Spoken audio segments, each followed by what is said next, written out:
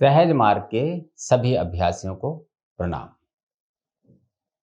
आप लोगों का प्रश्न आ रहा है कि एक बार भूमा और ईश्वर का भेद भी समझाइए।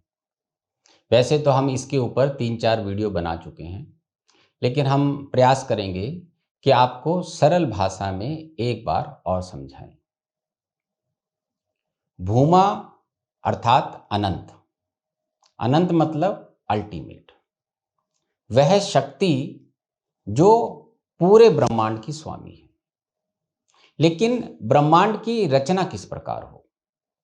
तो जब भूमा के अंदर ये ख्याल पैदा होता है कि मुझे सृष्टि का निर्माण करना है, तो उस सृष्टि के लिए जितनी शक्ति की आवश्यकता होती है वह भूमा से अलग हो जाती है। तो भूमा से अलग हुई शक्ति को ईश्वर कहते हैं। अब यही ईश्वर जो है, इसका भी अपना एक क्षेत्र होता है जिसको कि ईश्वरीय क्षेत्र कहते हैं। अब इस ईश्वरीय क्षेत्र के एक बिंदु पर हिरण्यगर्भ होता है। उस हिरण्यगर्भ पर सृष्टि रचना की सारी शक्ति विद्यमान होती है। तो भूमा से अलग हुआ अंश ईश्वर होता है और ईश्वर की शक्ति हिरण्यगर्भ में रहती है। अब जब ईश्वर ब्रह्मांड का निर्माण कर देता है तो उसमें जितने भी जड़ चेतन हैं उनमें उस शक्ति को प्रवाहित कर देता है। जब वह शक्ति प्रवाहित हो जाती है तो वह सब जीवित अवस्था में आ जाते हैं, जड़ चेतन। आप जानते हैं कि जितने भी जड़ चेतन हैं उन सब के अंदर एक शक्ति विद्यमान है जिससे वह स्वरूप में रहते हैं और जीवित रहते हैं। तो वह सारी की सारी शक्ति ईश्वर ने ब्रह्मांड में दी है।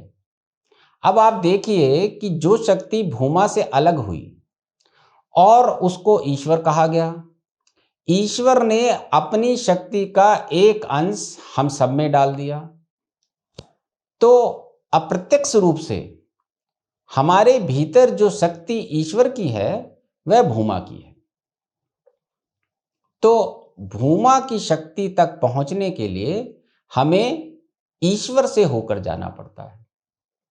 अब ईश्वर में विलीन होने के लिए हमें शून्य की दशा प्राप्त करनी होती है, क्योंकि ईश्वर के नीचे अर्थात ईश्वरीय प्रदेश और नीचे है आपका पिंड देश। हम पिंड देश से जब भूमा की ओर लौटते हैं तो हम ईश्वर में पूरी तरह से विलीन हो जाते हैं, तो उसको कहते हैं शून्य की अवस्था।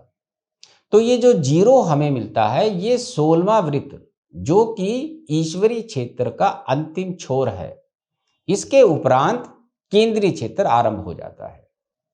तो हम अपनी यात्रा पिंड देश से पार करके ईश्वरीय क्षेत्र में अपने अस्तित्व को विलीन करके शून्य की दशा में आ जाते हैं और उसके उपरांत जिस जगह पर हम पहुंचते हैं उसको सत्यपद कहते हैं।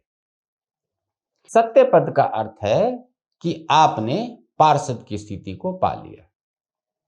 उसके बाद भूमा जो कि बाबूजी महाराज हैं, बाबूजी महाराज भूमा की शक्ति लेकर अवतरित हुए थे।